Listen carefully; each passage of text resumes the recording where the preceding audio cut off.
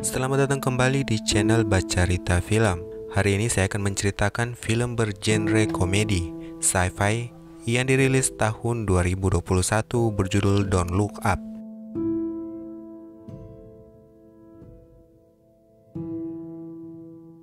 Seorang mahasiswa muda bernama Kate Dibiasky sedang bekerja menggunakan teleskop Subaru di Michigan. Saat itu dia menemukan sebuah komet yang berada dekat dengan bumi. Profesornya bernama Dr. Randall Mindy mengucapkan selamat atas penemuannya.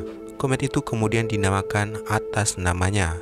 Mereka menghitung lintasannya. Mereka menyimpulkan bahwa komet akan menabrak bumi dalam waktu 6 bulan. Dan karena ukurannya yang sangat besar, tabrakan komet itu akan menyebabkan kepunahan di planet bumi.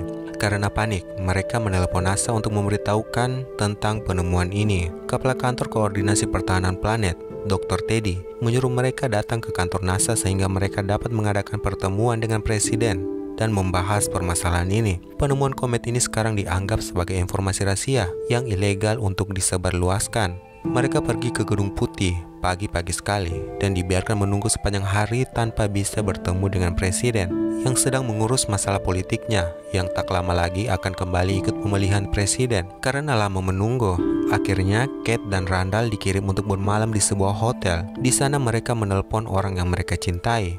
Randall menelpon istrinya, June, dan putra-putranya untuk sekedar mengecek keadaan mereka. Dan Kate berbicara dengan pacarnya yang bernama Philip, yang bekerja sebagai jurnalis untuk sebuah surat kabar penting. Keesokan harinya, Kate, Randall, dan Teddy akhirnya bertemu dengan presiden yang bernama Jenny dan kepala staf yang bernama Jason, yang juga putra sulung presiden. Presiden dan kepala staf tidak menganggap serius peringatan mereka.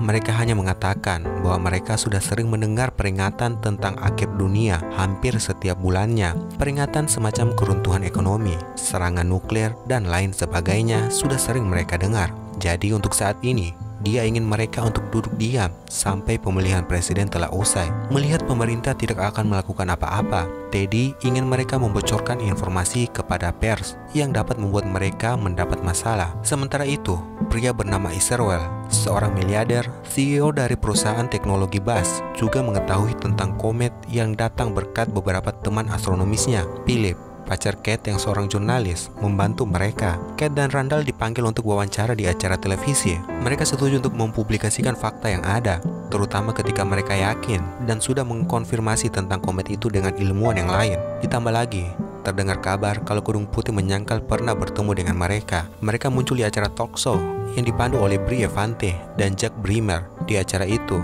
Kate dan Randall tidak dianggap serius oleh pembawa acara. Kate membentak di acara itu karena tidak dianggap serius. Dia marah di depan kamera dan menunjukkan betapa mengerikan situasinya, lalu pergi dari wawancara itu. Tapi Randall tetap tinggal untuk menyelesaikan wawancara. Setelah selesai, Brie mengundangnya untuk minum bersamanya nanti. Setelah itu, tim pemasaran dari acara televisi itu menunjukkan kepada mereka hasil presentasinya, bukanlah hasil wawancara mereka yang viral.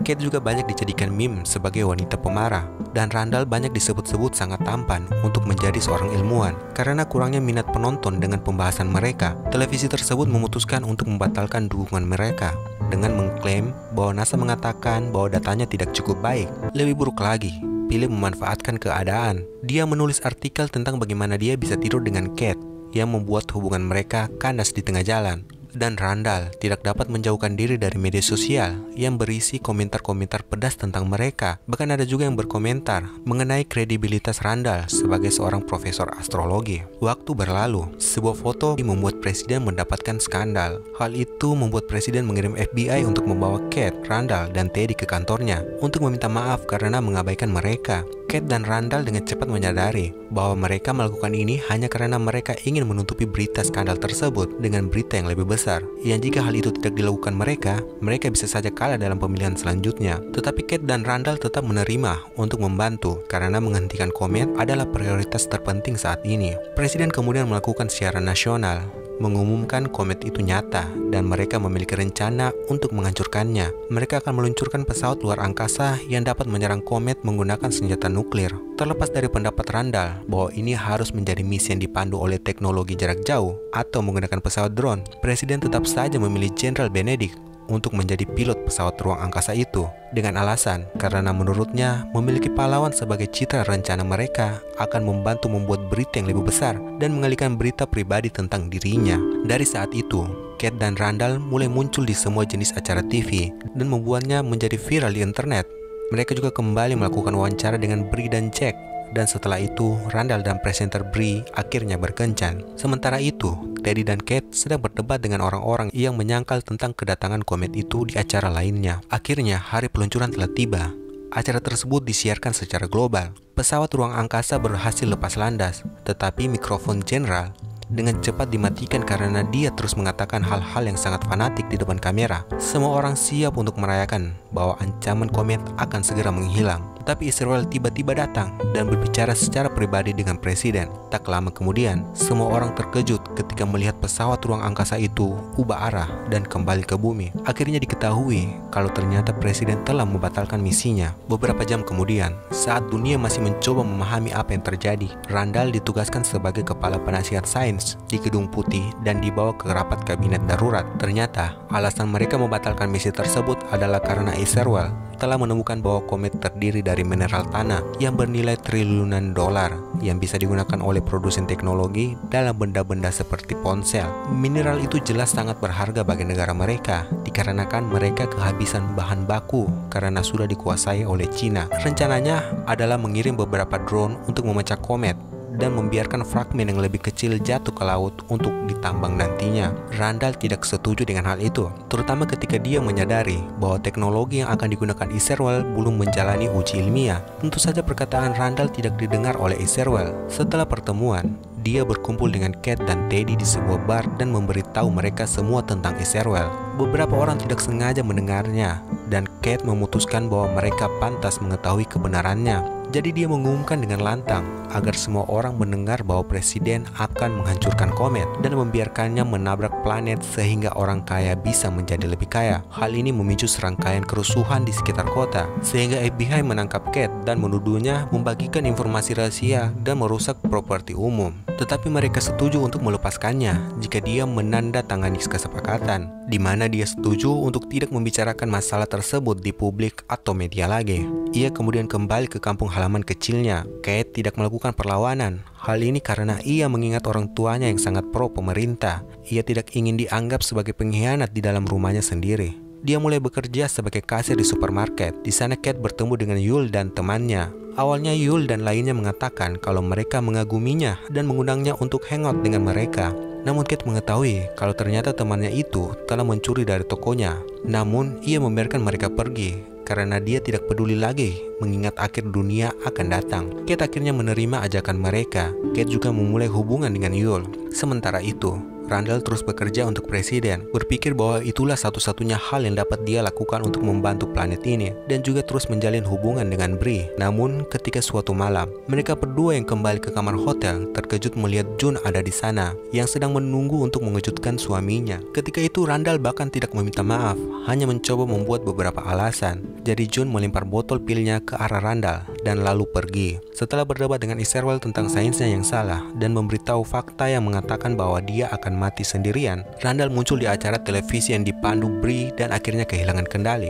Dengan marah, dia berteriak di televisi nasional dan memanggil semua orang agar lebih khawatir tentang komet. Dia juga menunjukkan bagaimana Israel membungkam semua ilmuwan yang tidak setuju dengannya dan fakta bahwa presiden berbohong serta seluruh pemerintahan telah kehilangan akal sehatnya. FBI menangkapnya setelah acara itu dan menawarkan kesepakatan yang sama yang mereka berikan kepada Kate.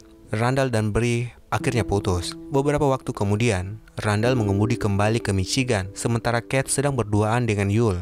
Ketika mereka berdua melihat ke langit dan melihat hal yang sama, komet itu akhirnya cukup dekat untuk dapat dilihat dengan mata telanjang. Keduanya merekam hal itu, meminta dunia untuk melihatnya, yang membuat sebuah gerakan yang disebut "lihat ke atas" yang diikuti oleh jutaan orang di seluruh dunia. Randall di lain sisi bahkan muncul di TV. Ia menyerukan pemerintah untuk mengeluarkan rencana buruk mereka. Hal itu mendapatkan dukungan dari dua penyanyi terkenal yang menulis lagu Just Look Up. Hal ini menyebabkan Jenny membalas dengan gerakannya sendiri yang disebut Don't Look Up, yang didukung oleh jutaan pemilih dan penggila konspirasi yang mempercayainya.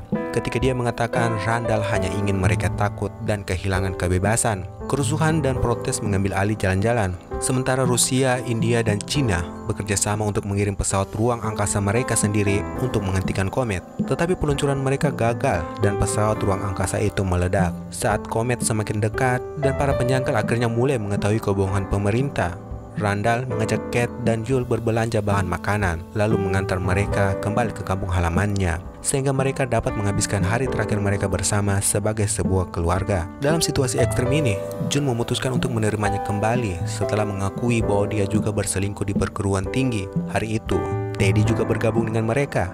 Mereka semua makan malam bersama, saling berbincang dan berdoa untuk terakhir kalinya kepada Tuhan, sambil menunggu komet itu bertabrakan dengan bumi. Malam peluncuran, sambil menunggu untuk memulai, Jenny bertanya kepada Iserwell seperti apa algoritma yang mengatakan kegagalan peluncuran mereka. Iserwell hanya menjawab dengan bercanda bahwa mereka akan dibunuh oleh makhluk bernama Bronterok. Akhirnya pesawat ruang angkasa lepas landas dan mereka kehilangan beberapa drone. Tetapi Iserwell mengantisipasinya. Terjadi beberapa kesalahan, tapi dia mengklaim bahwa semuanya baik-baik saja. Namun ternyata dia salah besar, dan drone lainnya meledak ketika mereka melakukan kontak dengan komet. Peluncuran itu gagal. Mengetahui bahwa mereka pasti akan mati sekarang, Iserwell dan Jenny meninggalkan bumi untuk bergabung dengan jutawan lain di pesawat ruang angkasa rahasia yang dirancang untuk menjaga penumpangnya tetap hidup dengan melakukan hibernasi, sehingga mereka dapat melarikan diri dari bumi sebelum kehancuran datang. Benar-benar melupakan putranya, Jenny menelpon Randall dan menawarkannya tempat untuk dia dan istrinya, tetapi Randall menolaknya. Ia ingin tinggal bersama mereka di bumi sampai akhir. Orang-orang di seluruh dunia berpegang teguh pada orang yang mereka cintai saat komet menabrak bumi dan menghancurkan kehidupan seperti yang kita kenal.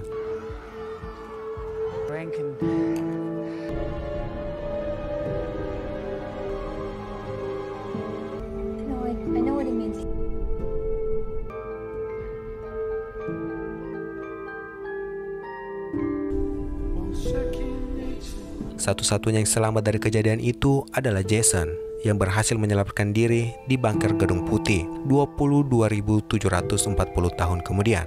Pesawat ruang angkasa yang berisi para jutawan akhirnya menemukan sebuah planet dengan atmosfer yang cukup mirip dengan bumi untuk mereka tinggali. Mereka terbangun dari hibernasi mereka dan menjelajahi daerah itu. Ketika itu Jenny melihat hewan baru yang cantik. Ia pun mencoba mendekatinya. Namun akhirnya dia diserang oleh hewan tersebut dan terbunuh olehnya. Hewan itu bernama Bronterok seperti yang diprediksi oleh algoritma, dan film pun selesai.